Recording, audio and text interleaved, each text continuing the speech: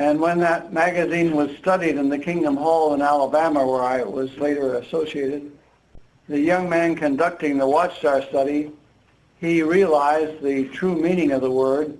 And so at the end of the study, he asked the audience, now, he said, take for example, if a sister in our congregation, her husband dies, and she is in difficulty and in need, and you go to help her, is that sacred service? And nobody held up his hand. And he says, somebody express yourself. He says, you can be wrong, but go ahead and express yourself.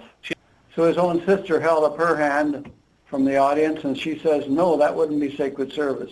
So then he read from James chapter 1, verses 26 and 27, where James says, a man may think he is religious, but if he has no control over his tongue, he is deceiving himself, and that man's religion is futile.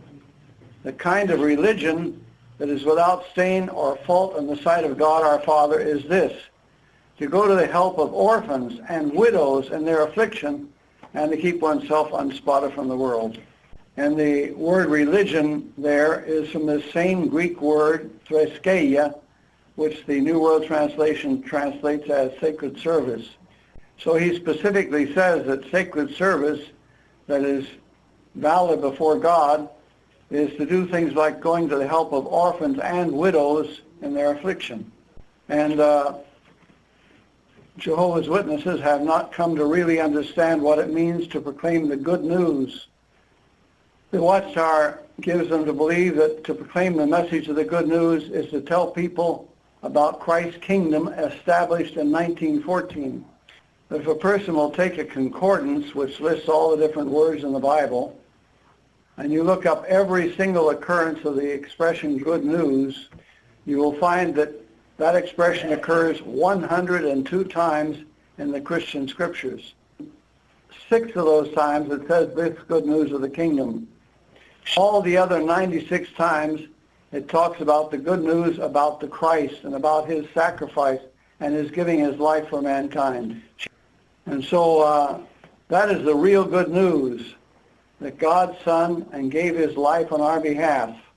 And there could be no more wonderful good news than that, this ransom sacrifice. Without it, we are all condemned as sinners, have no future hope without that.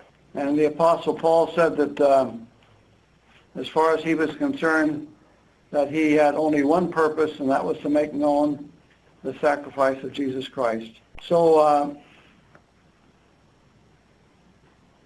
if Jehovah's Witnesses would appreciate this fact, why, they would realize that making known the good news is not a matter of advancing some organization or its teachings.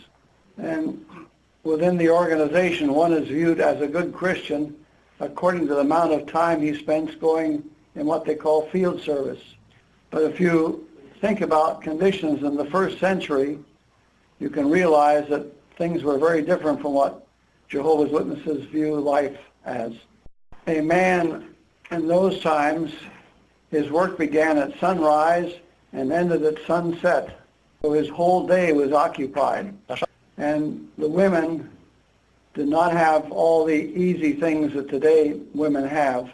If a woman wanted to prepare a meal, she couldn't just go to a stove and turn a knob and to get heat. She had to bring in wood to start a fire. If she wanted to wash clothes, she couldn't turn a faucet and get water.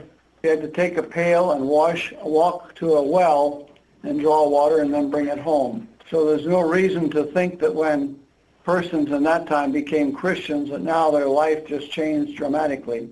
I mean their daily life. Besides that, many people in that time were slaves.